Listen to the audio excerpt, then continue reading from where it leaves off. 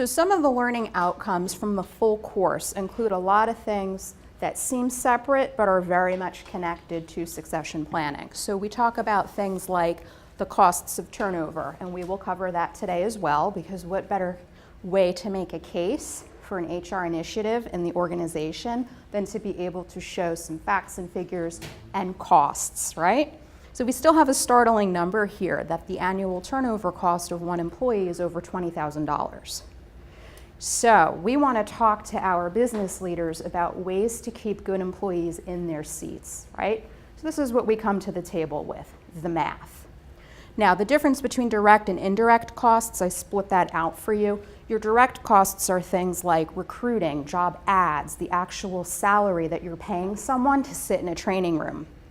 Every time an employee leaves and a new one comes on board, they're sitting in a training room. You're paying for that time. So those are all your direct costs. Indirect costs are things like lost productivity, decreased customer service scores. We can calculate that and the impact on our business. So the indirect and the direct are both here for you. So 18%, 100-person company, we're tipping over $300,000, close to $400,000. So if we can keep 2 people in our 100-person company, that's where the 2% is, we save over $40,000.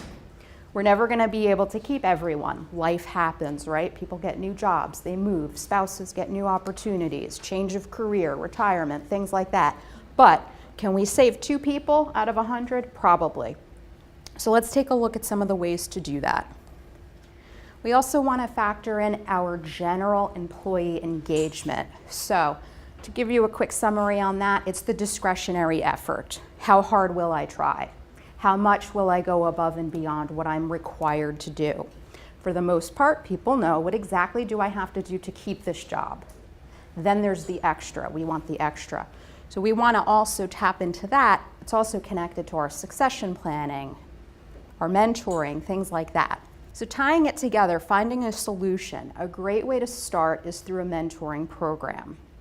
So the mentor is not going to be someone's direct boss, because it's going to be more of an informal, honest conversation.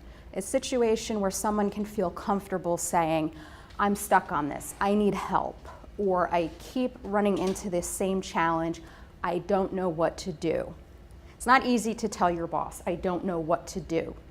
Most people don't like doing that. Mentoring gives us the opportunity to have that more honest conversation and really get valuable information without that fear that we're hurting our careers. So if you were to reach out to someone and say, hey, could you mentor me? People feel really proud about that.